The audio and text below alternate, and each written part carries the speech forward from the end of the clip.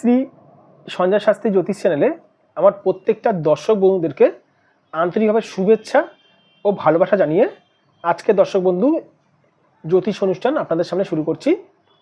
তো যারা যারা এই মুহূর্তে আমার ভিডিও দেখছেন তাদেরকে আমি অনুরোধ করবো আপনারা অবশ্যই আমার এই চ্যানেলটি সাবস্ক্রাইব অবশ্যই করবেন আর শেয়ার অবশ্যই করবেন, কারণ সাবস্ক্রাইব করলে কিন্তু আপনাদের কাছে কিন্তু আমার জ্যোতিষ সংক্রান্ত তথ্য কিন্তু আপনাদের কাছে কিন্তু সহজে কিন্তু পৌঁছাবে, আর শেয়ার অবশ্যই করবেন। তো কথা না বাড়িয়ে চলে আসছি দর্শক বন্ধু আজকের মূল আলোচনায়। জীবনে বহু চেষ্টা করেও আলোর দিশা পাচ্ছেন না, আপনি মুক্তির উপায় জেনে নিন। মানে জীবনে আপনি বহু চেষ্টা করছেন, আলোর দিশা পাচ্ছেন না। আলোর দিশা মানে কাকে বোঝা যায়? আলোর দিশা মানে হচ্ছে সেটি উন্নতির দিক থেকে হোক, সেটি শান্তির দিক থেকে হোক, বা সেটি অর্থনৈতিক দিক থেকে হোক। অ্যাকচুয়ালি বলতে গেলে আমি পার্সোনালি বলছি অর্থনৈতিক সমস্যাটাই মানুষের সব থেকে বড় সমস্যা। তো যাই হোক, আর মানসিক শান্তি এটাও আছে। দেখুন এখানে হাতের ফটো অঙ্কন করেছি, আলোর দিশা পাচ্ছেন না। আলোর দিশা মানুষ পায় না কেন জানেন?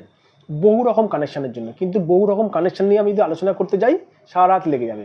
মেন কয়েকটা কানেকশান নিয়ে, মেন কয়েকটা গ্রহ নিয়ে আমি ছোটো ছোটোভাবে প্রোগ্রামটা আমি করবো।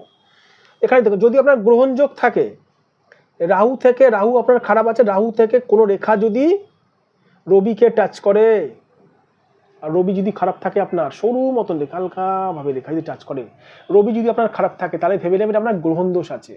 গ্রহণ দোষ মানে জানেন কি দর্শক বন্ধু? আমি এখানে লিখছি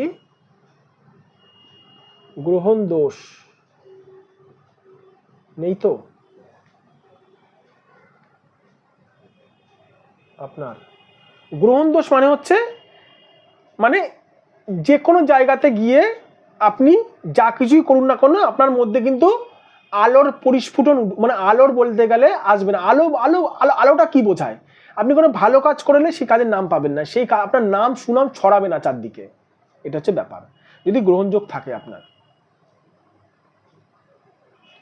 অনেকে বলে থাকেন রাহুর সঙ্গে রবির কানেকশন থাকলে গ্রহণযোগ, খুব ভালো কথা, কিন্তু আমিও বলবো রাহুর সঙ্গে রবির কানেকশন থাকলে গ্রহণযোগ ভালো, মানে এটা খারাপ যোগ আমি এটা বললাম। কারণ যদি চন্দ্রের সঙ্গে যদি কানেকশন থাকে রাহুর, সেটাকেও গ্রহণযোগ আমি বলে থাকি। চন্দ্রের সঙ্গে কানেকশন থাকা মানেও গ্রহণযোগ। দেখবেন টিভিতে দেখায়, দেখবেন ছোটবেলায় দেখতাম আমরা যে গ্রহণ লাগিয়েছে সূর্যকে রাহু, চন্দ্রকে রাহু, চন্দ্রগ্রহণ সূর্যগ্রহণ। যদি চন্দ্রের কানেকশন থাকে রাহুর সঙ্গে, সেই মানুষটা জীবনে ঠিক মতন দাঁড়াতে পারবে না, তার মনে অশান্তি লেগে থাকবে, মানসিক অশান্তি।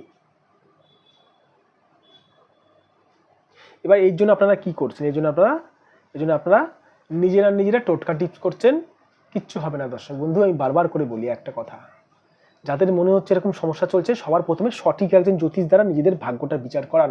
সঠিক মানুষের কাছে এলে, সঠিক জ্যোতিষীর কাছে এলে নিশ্চয়ই আপনারা মুক্তি পাবেন। এবার সঠিক জ্যোতিষীর প্রমাণ কারুর গায়ে লেখা থাকে না দর্শক বন্ধু যে সঠিক মানুষ বা ভালো মানুষ বা সঠিক জ্যোতিষ। সঠিক জ্যোতিষীর একটাই প্রমাণ, যে জ্যোতিষ আপনার ভাগ্য সংক্রান্ত বিষয়গুলো বলে দিতে পারবে, সে হচ্ছে সঠিক জ্যোতিষ। গাছের পরিচয় হচ্ছে ফলে। মানুষ গাছকে ছোট বা বড় হিসাবে দেখে না, যে গাছে ফল বেশি হয় সেইটাই হচ্ছে প্রকৃত পুক্ত গাছ। অনেক বড় বড় গাছ দেখাবো দর্শক বন্ধু, অনেক বড় বড় গাছ দেখাবো, বুড়ো গাছ দেখাবো, বয়স্ক গাছ দেখাবো, সে গাছে ফল হয় না। কেন কথাটা বললাম? একটি মানুষ বয়স্ক বলেই তার কাছে সে ভালো জ্যোতিষী, একটি মানুষ কম বয়স বলেই তার মধ্যে জ্যোতিষী জ্ঞানটা কম, ভুল কথা। তো যাই হোক, ওটা আলোচনা অন্য।